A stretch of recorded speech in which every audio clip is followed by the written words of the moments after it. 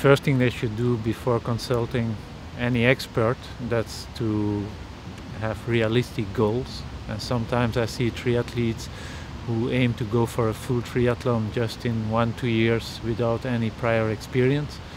So I think they should start with an 8 quarter, half triathlon. Maybe for some that's the end, maybe for some a quarter is the end, and maybe some in the end will get up to a full triathlon.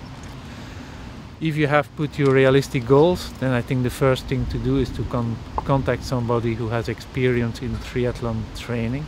It can be a former triathlete, it can be an expert training, depending on the financial input you want to give there. But you need somebody to give your training program a structure wherein you can combine swimming, running, cycling in a way that you make progress in the 3 different triathlon disciplines. I think the second most important is the nutrition, because typical to triathlon is that you have a very big training volume, a high energy expenditure, and you need to compensate that by more energy intake. And it's only an experienced sports nutritionist who can help you by building an adequate diet to support your training and the progress you make in training. And last but not least, if you have such large training volumes, the load on your body is very heavy. You're always on the margin of having an injury, no injury, training, overtraining.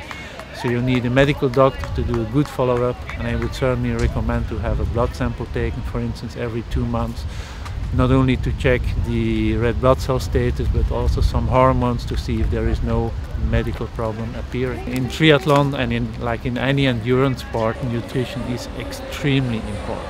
It's difficult to put a percentage on it, but maybe nutrition is 20-30% of the performance, because it determines your training quality and it determines your performance in the races, the nutrition.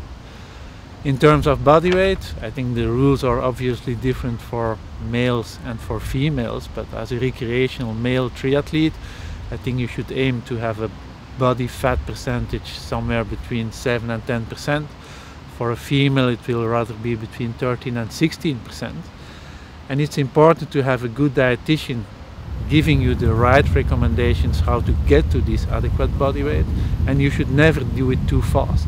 Like losing 1 kilogram per month would be like a maximum, and you should do it progressively and get support there by a professional dietitian. I think at the time you start doing high quality training in the direct approach to a main target race of the year, at the start of this period you should almost be at your optimal body weight. If, let's say, 2 months before the Ironman in Hawaii you have still 3-4 kilos in excess, that's not the 2 months where you should lose these 3-4 kilos. You should lose them before you get to the final training cycle in approach of the race. And in fact, one of the best ways not to have to lose too much body weight, that's not to gain too much body weight in the off season.